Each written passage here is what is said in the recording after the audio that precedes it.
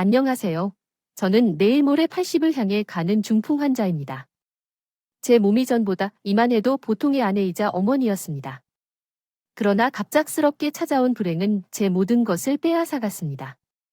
남편으로부터 대대로 물려받은 재산이 얼마나 많아도 몸이 이러니 돈이나 재산이 아무 소용이 없었습니다. 화장실에도 혼자 가지 못하고 음식도 스스로 먹을 수 없는 쓰라린 몸을 가지고 살면서 남은 여생이 너무 답답했습니다. 게다가 남편도 중풍으로 온몸을 아예 움직일 수 없는 상태에서 누워 있어서 매일이 지옥 같았습니다. 그러나 세상을 등지지 않고 사연을 쓰게 된 이유는 우리 부부를 버리지 않고 지극정성으로 돌봐주신 한 분에게 참여하기 위함입니다. 제가 한때 세상에서 가장 미워하고 모욕했던 사람이 지극정성으로 돌봐주고 계신다면 여러분은 믿으시겠습니까? 효력도 없고 제게 가장 소중한 사람을 빼앗아간 그 사람은 저와 제 가족들과 어떠한 인연 때문에 영원히 힘들게 살아야 하는지에 대한 고민을 말씀드리려 합니다.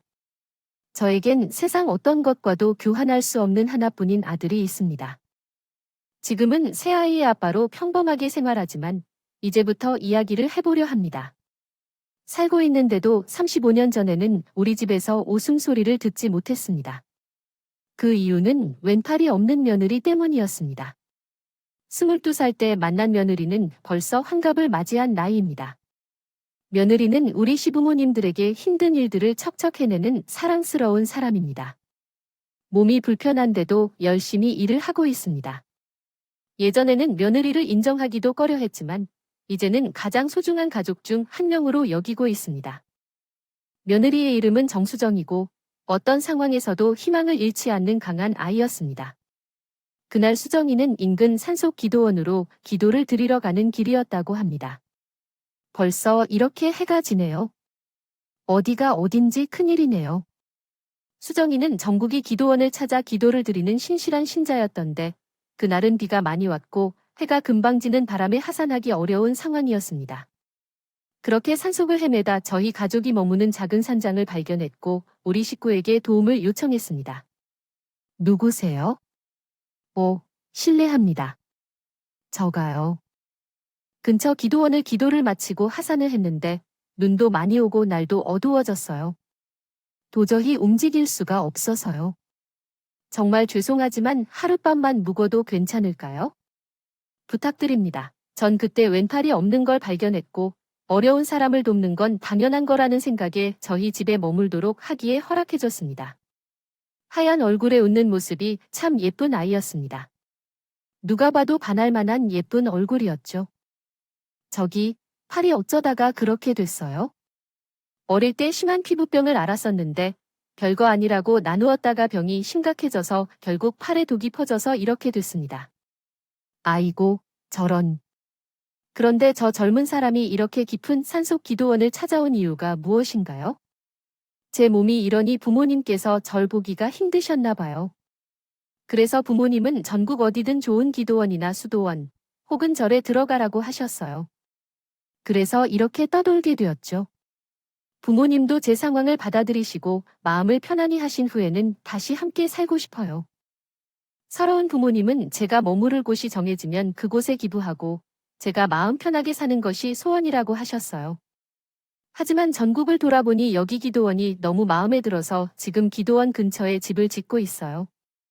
그동안은 산 밑에 작은 모텔에서 머물러야 했는데 아이고, 젊은 아가씨가 혼자 모텔에서 어떻게 지낼까 걱정되네요. 몸도 불편한데 또한 기도하러 산으로 오르려고 하는데요. 일단 눈이 조금 가라앉을 때까지 우리 집에 머물러요. 아니에요. 내일 해 뜨면 내려가야 돼요. 저는 딸처럼 보이셔서요. 난 아들 하나뿐이거든요. 항상 딸이 하나 더 있으면 좋겠다 생각했는데 아가씨를 보니 참으로 마음이 많이 가네요. 방도 많으니까 집을 짓는 동안은 우리 집에 머물고 계세요. 알겠어요. 그때는 여러분이 제 딸 같이 아름다우셨어요. 몰포며 한 행동 하나하나가 정말 어디 하나 흠잡을 데가 없었습니다. 팔만 제대로 있었다면 정말 며느리 삼고 싶을 만큼 착한 아이였습니다. 수정이는 근처 기도원을 다시 다녀온 뒤에 고즈넉하고 사람 발길도 없는 곳이라 참 마음에 들었습니다. 또 수정이 부모님이 기부까지 한다고 하니 그 기도원에서도 마다할 이유가 없었습니다. 아주 잘 됐네. 나도 가끔 그 기도원에 가보는데 원장님이 아주 좋으신 분이더라고요. 이제 우리 이웃이 되겠네요. 네, 이제 집이 다 지어지면 열심히 기도하며 살아야겠죠. 그래, 언젠가는 수정 씨 마음이 하늘이 닿아서 좋은 일을 꼭 내려주실 거야. 부모님과도 언젠가 함께 살 수 있을 거고, 네, 그래야죠. 수정이는 우리 집에서 하숙을 하며 몇 개월을 지냈습니다. 청소하며 빨래 그리고 부엌일까지 도와주며 정말 딸처럼 저랑 너무 친해졌습니다. 그리고 당시에 아들이 대학 진학을 준비하고 있었는데 수정이가 한 번씩 아들의 숙제를 봐주는 걸 보고 저는 참 똑똑한 아이구나 생각했습니다. 엄마 수정이 누나, 저번에 왔던 서울대 과외선보다 엄청 쉽게 잘 가르쳐줘서 만져 머리 좋은 것 같아요. 맞아. 그때 들었을 때는 몸이 그칠 중학교 밖에서는 몸만 멀쩡했을 때 하버드 대학도 갈 수 있었다는 이야기였는데 정말 머리가 매우 좋은 것 같아요. 제 아들의 대학 진학 때문에 고민이 많았었는데 수정이가 아들의 공부도 도와주겠다며 정말 감사했습니다. 그냥 숙제 정도만 도와준 것뿐인데 정호가 이렇게 잘 따라오고 있는 것 같아요. 제가 우리 아들 때문에 전국에 있는 유명 선생님들을 다 찾아서 가르쳐 주었지만 제 아들은 그에 대해 크게 관심을 보이지 않았었죠. 그러나 수정 씨가 가르치면 정호는 정말 잘 따라온다고 하니 얼마나 감사할까요?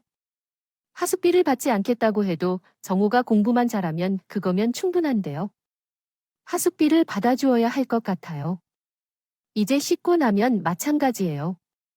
하숙비를 받아주지 않아도 되나요? 정호가 좋은 대학에 들어가면 이 은혜는 꼭 갚을 테니까요. 영어면 영어, 수학이면 수학, 아들의 모의고사 성적은 계속 올라가고 있어서 정말 기쁩니다. 그러나 언젠가부터 아들과 수정이 사이가 이상해졌었어요. 공부가 끝나고 머리 식히러 나간다며 늦은 시간에 집에 오는 일이 자주 발생했고, 둘이 뭘 하다 온 건지 온몸이 풀냄새로 가득 차오르는 경우도 많아졌어요. 제가 너무 둘이 친한 것 같진 않은지 걱정되기 시작했었죠. 걱정이 되었지만 설마 했습니다.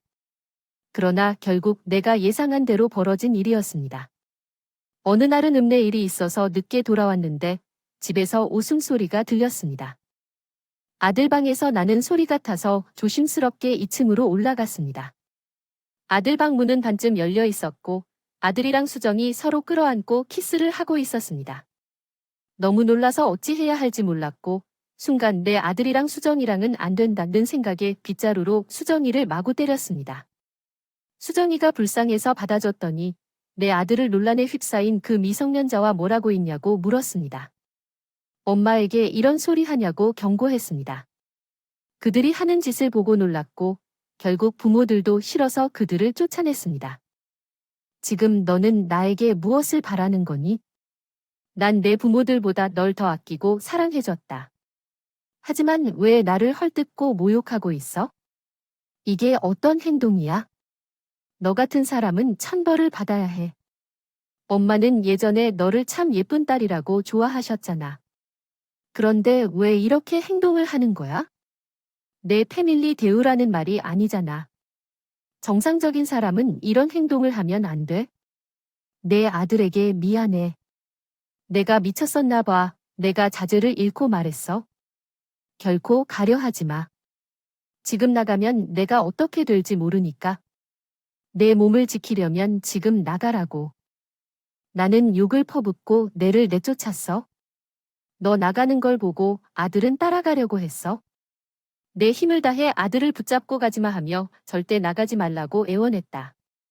내 마음 아닌가? 팔 미친 놈아, 뭐가 좋아서 그러는 거야? 팔병씨는 엄마보다 더 중요하다는데 엄마야 수정이 예뻐했다고 했잖아요. 그건 다 거짓말이었어요.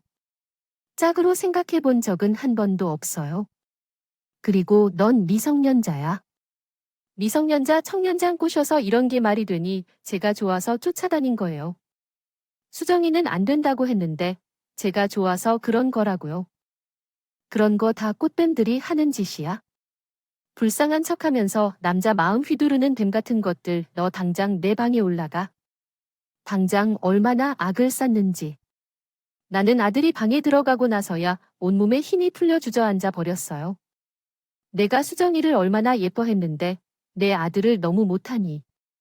정말 쥐어뜯어 놔도 속이 편하지 않을 것 같았어요. 정말 미친년이었어요.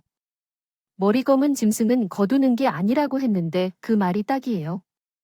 완전히 내 아들 꽃이라고 들어온 년 같았어요. 마음 좀 잡을 수 있게.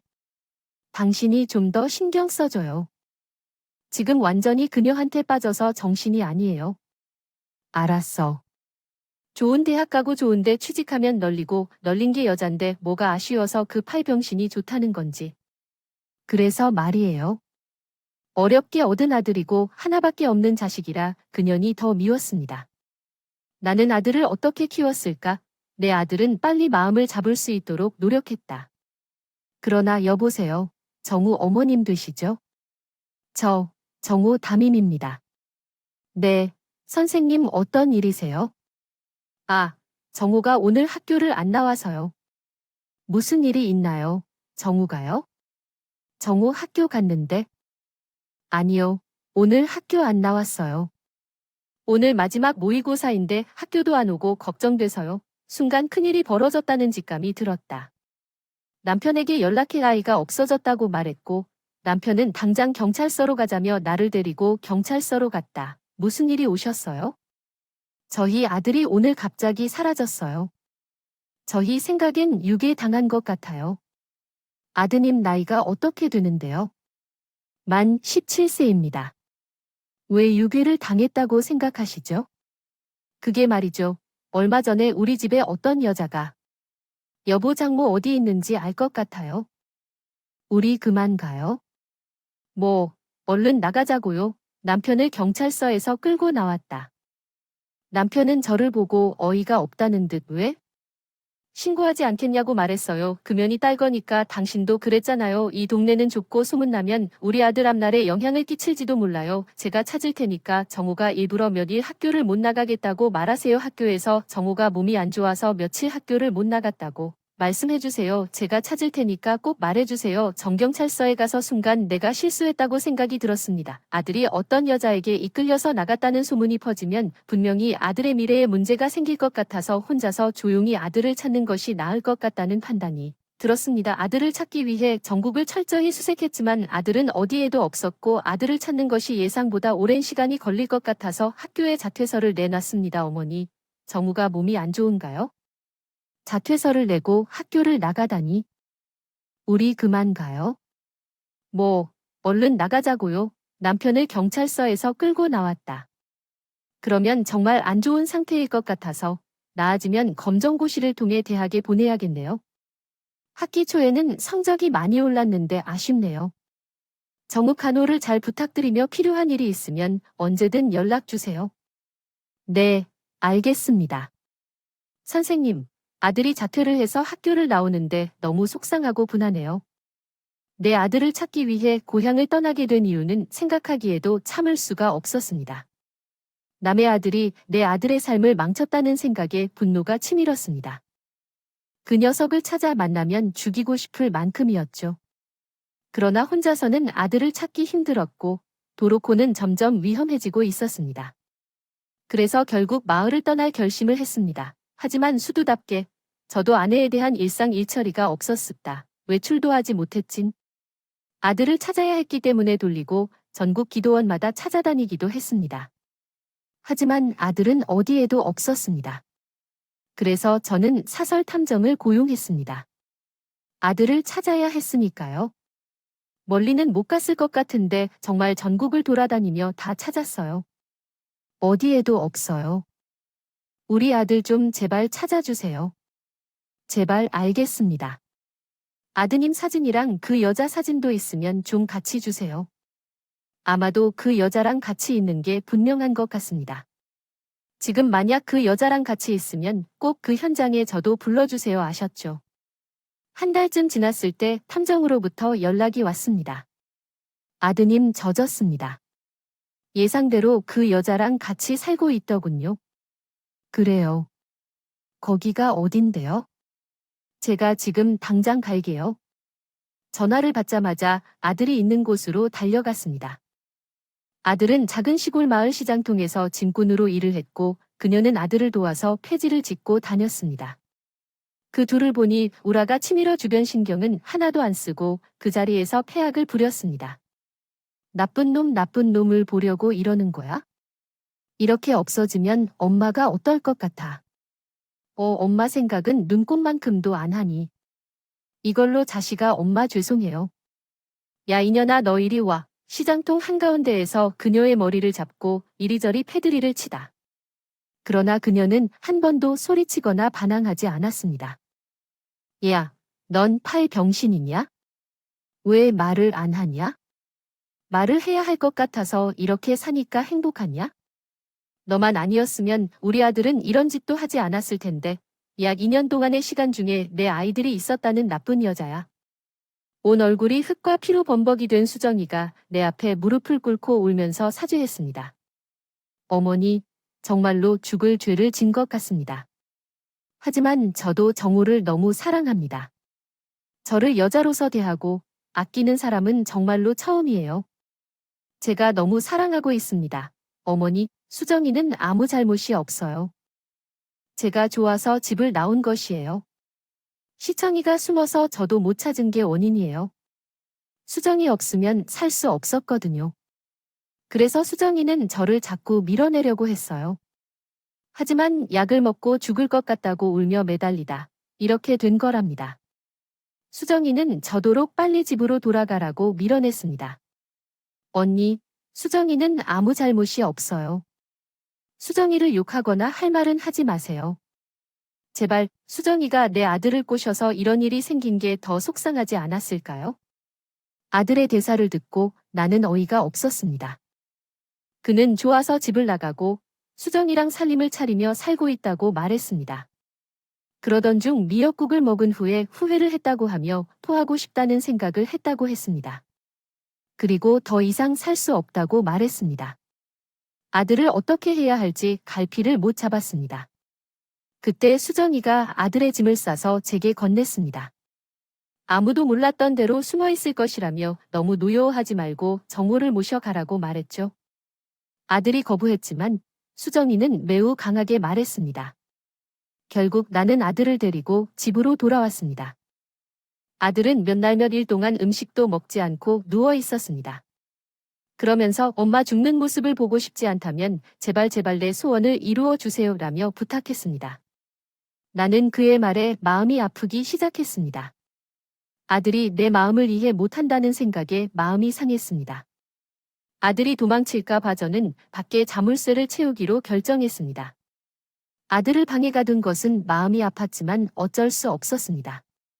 아들을 먹이려고 시장에 가서 아들이 좋아하는 전복죽을 샀습니다.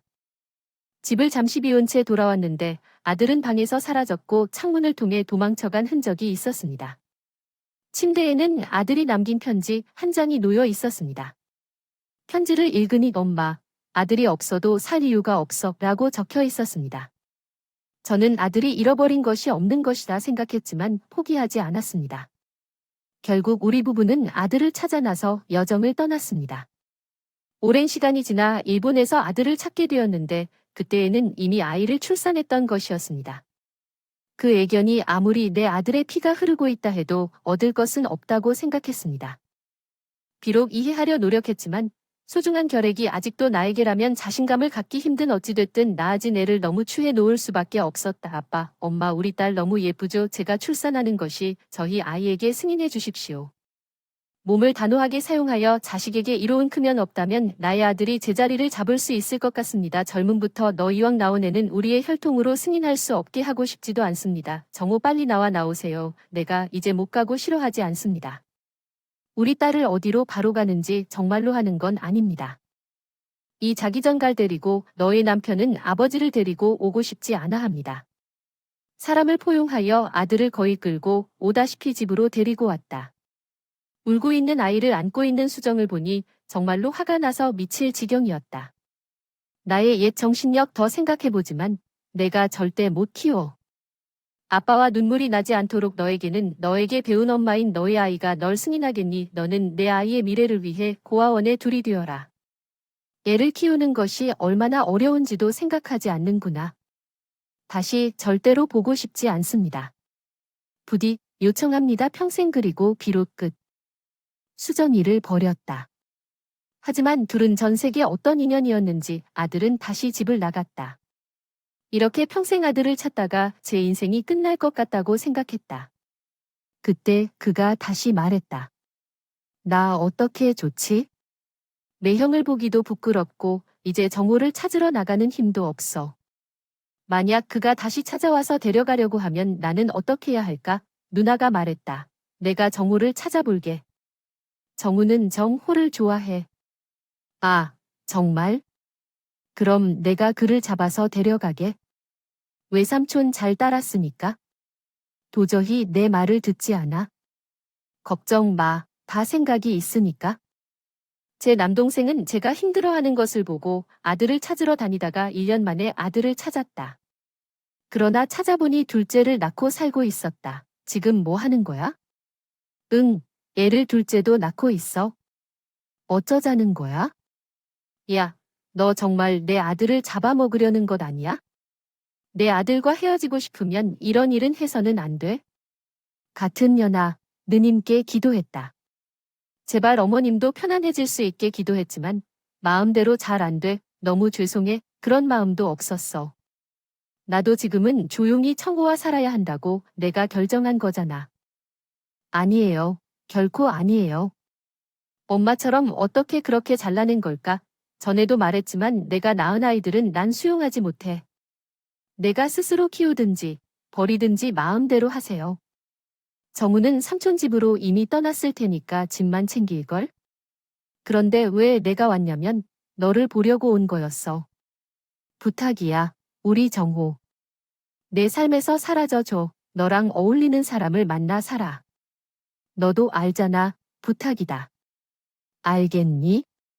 난 이제 수정이랑 마지막으로 생각하고 협박하고 부탁해봤지만 제발 서로 보지 말자고 부탁했어. 아들은 삼촌 집으로 가게 됐고 정우야, 별일 없겠지. 제가 있던 서로 좀 떨어져 지내면서 생각해보라 했는데 그래도 안 되면 둘이 살라고. 나 지금 그렇게 할 말이야. 누나, 지금 무조건 떼놓는다고 해서 해결되는 게 아니야. 일단 몸에서 멀어지면 마음도 멀어진다고. 일단 정우를 안정시키고 내가 좋은 배필을 만나게 해줄 거야. 일단. 자식을 진정시켜야 해. 저녁에 지금 정신이 아니라고 동생의 말을 듣니까 더 이상 채찍을 쓴다고 해결할 수 없다는 생각이 들었습니다. 채찍과 당근을 적절히 사용해야 했는데 저는 너무 속상해서 둘 중 어떤 것이든 분리시키려고만 했어요. 아들이 세 번 가출하고 모르는 손자 둘이 자라면서 아들은 30대에 접어들었고 동생은 아들에게 사별한 여자를 소개하려 했습니다. 야, 너 정신이야? 우리 정우가 왜 그 여자랑 결혼해야 해? 왜 누나야? 정우 사실혼의 애까지 둘이 남자야. 1,000원짜리도 구별 못하는 건 양심 상하니까. 만약 들키면 우리 정말 말이 없어. 그래서 사별한 후 아들에게 정우를 소개하면 딱일 거라고 생각했지만 누나가 싫으면 싫다고 할게.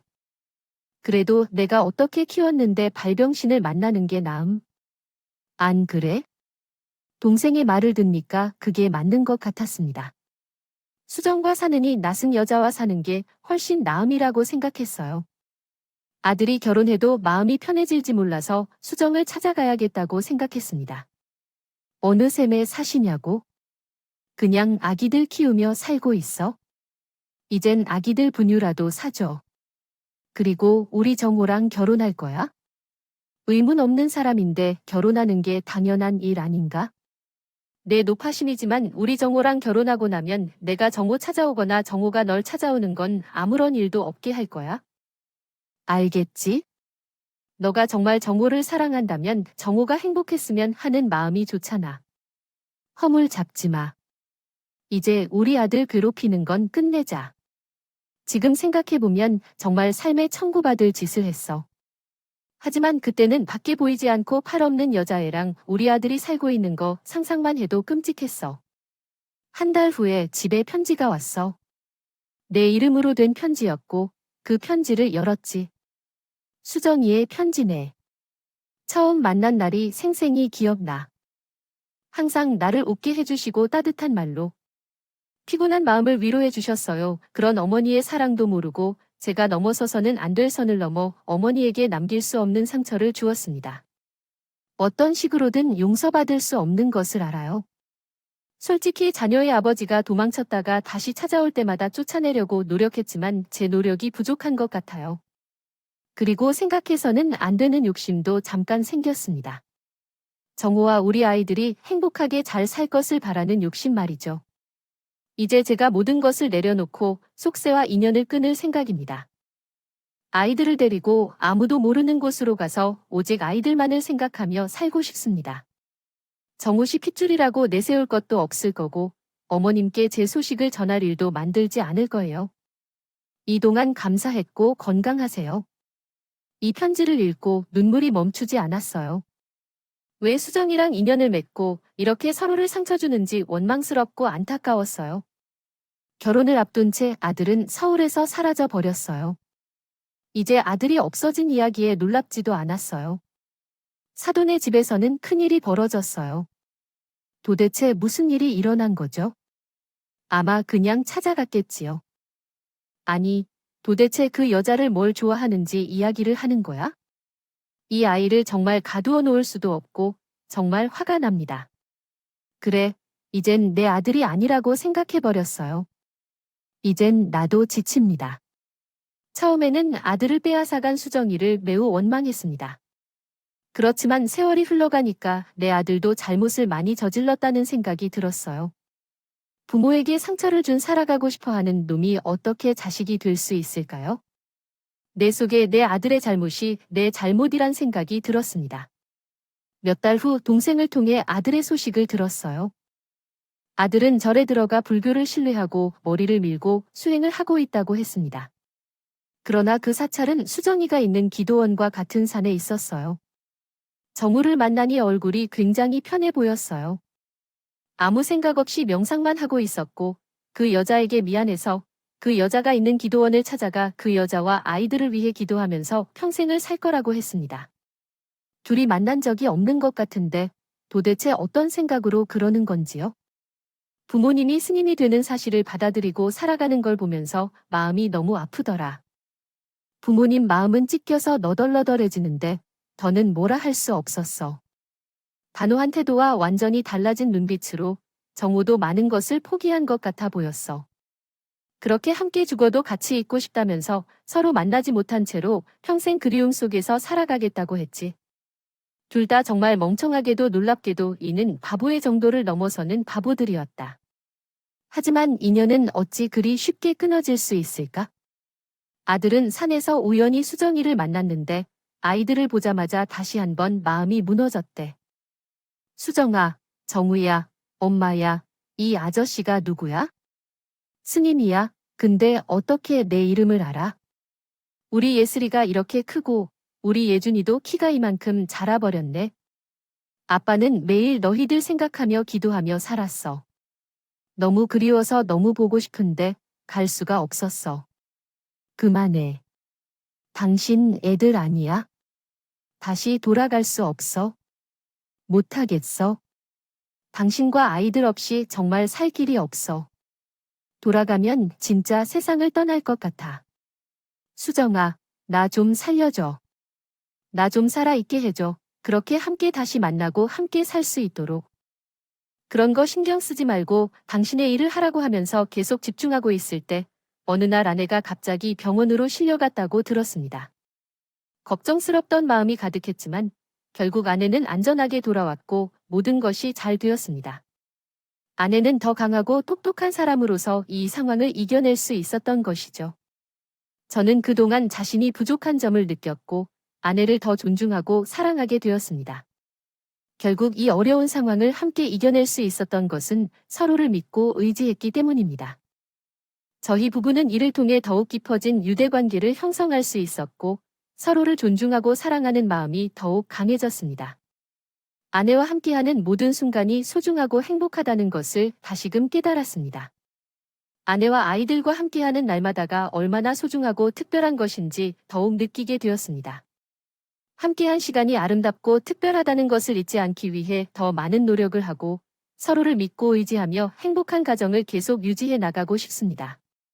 멀리 떠나 시간이 흘렀을 때 내게 찾아올 것이라고 또 나쁜 마음을 품었습니다. 세월은 빠르게 지나가고 난 벌써 나이를 뒤에 둔 채로 살아왔고 남편은 벌써 80대 할아버지가 되었습니다. 우리 나이가 없어 둘이서 살다 보니 그냥 숨 쉬고 있다가 하루하루를 보내고 있었습니다.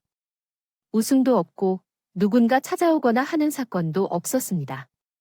매년 명절만 되면 우나노나 또 이런 생각에 가슴이 먹먹해졌죠. 하지만 아이들은 20년이 흘러도 소식이 없었고 이번 추석도 다시 노인 부부가 함께 보내리라 생각했습니다. 그런데 시간이 흘러도 남편은 점점 예전과 다르게 변해가더군요. 화장실을 가고 왔는데 또 가지 않았다며 다시 갔다가 밥을 먹었는데 또 안 먹었다며 성질을 내며 다시 밥상을 차리라고 하는 모습이었습니다. 남편에게 문제가 있구나 싶었고 병원에 데려가 진찰을 받았습니다. 치매가 상당히 진행된 상태였습니다. 여기 보면 뇌가 상당 부분 손상되었다고 봐야 해요. 치매 중에서도 꽤 심각한 상태였습니다. 건망증인 줄 알았는데 이 정도일 줄은 몰랐습니다. 하더군요. 제게 하신 말씀을 한국어로 번역해 드리겠습니다. 주의사항에 따라 꾸준하게 복용하고 친구들과 자주 만나세요. 예전 좋은 추억도 자주 이야기해 주세요. 예전에는 막막하게 느꼈던 이야기에 대한 설레는 이야기를 해주셨습니다. 남편이 치매를 앓고 있다는 사실에 점점 난감해지고 있었습니다. 남편은 치매 진단을 받은 이후 증상이 더 심해졌습니다. 마음대로 집을 나가고 어디에 있는지 모르는 등 문제가 있었습니다. 경찰 신고를 하고 찾아보는 날이 많았고 집안을 엉망으로 만들었습니다. 간병인을 불러도 소용이 없었습니다. 체격이 건장하고 성격이 강했기 때문에 간병인들이 도피했습니다. 그 결과 남편 돌봄이 모두 제 몫이 되었습니다. 1년 동안 남편 케어만 하며 살다 보니 제 건강에 이상을 느끼게 되었습니다. 어느 날 남편을 목욕시킨 후 피곤했는데 갑자기 어지러워졌고 의식을 잃어 쓰러졌습니다. 눈을 떴을 때 오른쪽 얼굴이 움직이지 않았고 민감한 부위들이 없었습니다. 출혈이 있어서 오른쪽이 마비된 것일까요? 이를 미리 찾았다면 이런 일이 없었을 텐데. 이렇게 되면 나는 나팔을 불 수도 걷지도 못할 것입니다. 누나, 내가 꿈 나게 해줄게. 꼭 나게 해줄게. 제가 이 보낫 알고 있었는? 전 내추럴로 쓰러졌고 한반나절을 그렇게 방치되어 있었어요. 오른쪽 발이 마비가 왔습니다. 어쩌다가 몸이 이렇게 되니 저 자신도 너무 충격이었어요. 그래서 치료받고 퇴원하는 날 동생이 뭔가 말하려던 것 같았어요. 가자, 집에 가자라고 했습니다. 제가 모시는 것도 도움이 될 거라고 생각했어요. 그런데 제가 병실로 돌아오려 할 때 믿을 수 없는 일이 벌어졌어요. 20년 동안 못 본 내 아들이 제 앞에 서 있었어요. 엄마, 미안해요. 우리 엄마를 소중히 해, 라고 했거든요. 제가 뭐가 일어나고 있는지 이해할 수 없었고 그 뒤로 너무 이쁘고 잘생긴 두 아이가 절 반가워하며 안아주었어요. 할머니, 보고 싶었어요. 기억하시나요? 중풍으로 뒤집어진다고 듣자마자 아들이 우리를 찾아와서 저랑 아이들을 만나려고 했던 거야. 그리고 병실 문 밖에서 기다리고 있는 사람이 있었어요. 바로 수정이었죠. 어머나, 아이들이랑 몇 번이나 찾아왔는데 우리 엄마가 용서 안 해줄 것 같아서 기다린 겁니다. 매년 발치에서만 두 분을 보고 돌아왔어요. 더 이상 엄마 아버지에게 상처를 주고 싶지 않았거든요. 하지만 내가 너무 늦은 것 같아요. 엄마가 이렇게 되리라고는 상상도 못했어요. 앞으로는 엄마와 아버지를 모시겠어요. 그러니까 너무 걱정하지 마시고 두 분의 건강을 생각하세요. 알겠죠? 저는 한 가지 질문이 있었지만 입이 다물려 있었습니다. 하지만 꼭 전해줘야 했던 이야기였죠. 혜미가 수정해줘서 고맙습니다. 오늘 한 목소리를 들은 며느리는 나타나서 무릎을 꿇고 통곡을 시작했습니다. 미안해요, 어머님. 어머님을 잘 챙겨야 했는데 못해서 이런 일이 생긴 거죠. 평생 살며시 하여 살겠습니다. 어머님, 제가 꼭 낫게 해드릴게요. 그 많은 세월 동안 증오와 원망으로 대해온 것이 그날 사라지고 밀려온 미안함과 그리움에 눈물을 흘렸습니다. 너무 착한 너에게 착한 너 때문에 미안하다며 미안해라고 문님에게 30년 가까운 시간이 지난 후 첫째로 아들의 아내이자 손자들의 엄마인 수정이에게 처음으로 며느리라고 불렀습니다. 아이들은 며느리가 직접 손으로 짓은 집으로 우리 부부를 데리고 가서 집에 들어가니 마치 내가 살던 집처럼 따뜻하고 포근했습니다. 나는 이 집을 보며 만약에 내가 진작에 마음을 열었다면 아이들과 함께 행복하게 살았을 텐데라는 후회가 들었습니다. 그러나 치매와 중풍에 걸린 시부의 며느리를 보니 지난 원망과 후회가 싹 없어졌습니다. 거동이 불편하고 실수를 한다 해도 며느리는 한 번도 불평 없이 내게 섬기며 목욕을 시켜주었습니다. 한 손으로 하더라도 어려운 일을 그렇게 말이죠. 어머니, 편하신가요? 네, 좋아요. 이따가 아버님 목욕도 도와드려야 하는데 제 손이 하나라면 어머니가 도와주실 수 있어요. 우리는 서로의 부족한 면을 채우며 사이좋은 관계를 유지하고 있습니다. 나는 며느리에게 없는 왼팔을 내밀더니 며느리는 내가 못 쓰는 오른팔을 내게 건네주었습니다. 남편의 간병뿐만 아니라 늘 함께 서로의 팔이 되며 행복하게 살아가고 있습니다. 현재 50세가 된 며느리를 보니 예전에 악을 퍼붓고 저주를 내리던 지난 날이 너무 후회스럽습니다. 몸이 멀쩡했다면 며느리에게 더 잘해주고 좋은 말만 해주었을 텐데 몸이 이렇게 되니 정말 매일매일 며느리에게 숙지하며 살고 있습니다. 여러분, 사람의 겉모습만 보고 판단하지 마세요. 그리고 내 자식이 중요한 만큼 남의 자식도 소중하다는 걸 알아주세요. 이런 욕심을 씻어내면 하루라도 더 행복할 수 있고 하루라도 더 사랑하는 가족들과 웃을 수 있습니다. 며느리가 이 방송을 들을지 모르겠지만 용기 내 말해봅니다. 세상에서 가장 착한 우리 며느리 정말 사랑한다.